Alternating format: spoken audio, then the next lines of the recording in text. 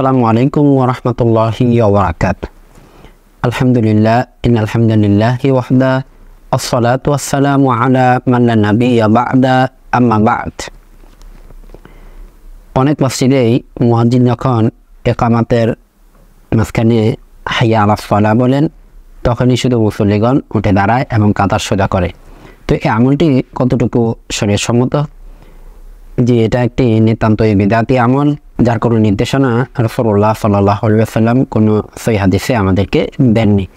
অথচ আবু হুরায়রা রাদিয়াল্লাহু আনহু থেকে বর্ণিত, তিনি বলছেন রাসূলুল্লাহ সাল্লাল্লাহু আলাইহি ওয়াসাল্লামের সালাতের জন্য ইকামত দেওয়া হতো এবং তিনি আপন জায়গায় উপস্থিত হওয়ার পূর্বেই মুসল্লিরা নিজ নিজ জায়গা থেকে দাঁড়িয়ে কাতার সোজা করে নিতেন।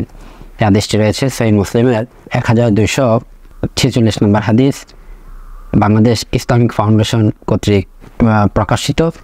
তো এই হাদিস থেকে স্পষ্টই বোঝা যায় যে আপনি ইকামতের সাথে সাথেই আপনাকে দাঁড়িয়ে কাতার সোজা করে নিতে হবে।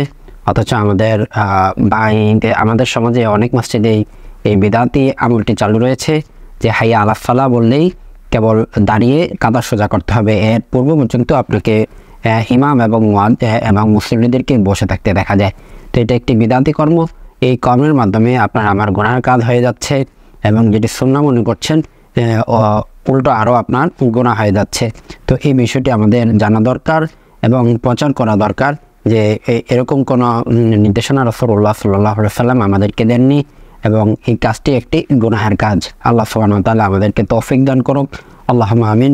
সুবহানাকাল্লাহুম্মা বিহামদিক আশহাদু আল লা ইলাহা ইল্লা আনতা আস্তাগফিরুকা ওয়া আতুবু ইলাইক। আসসালামু আলাইকুম ওয়া রাহমাতুল্লাহি ওয়া বারাকাতুহু।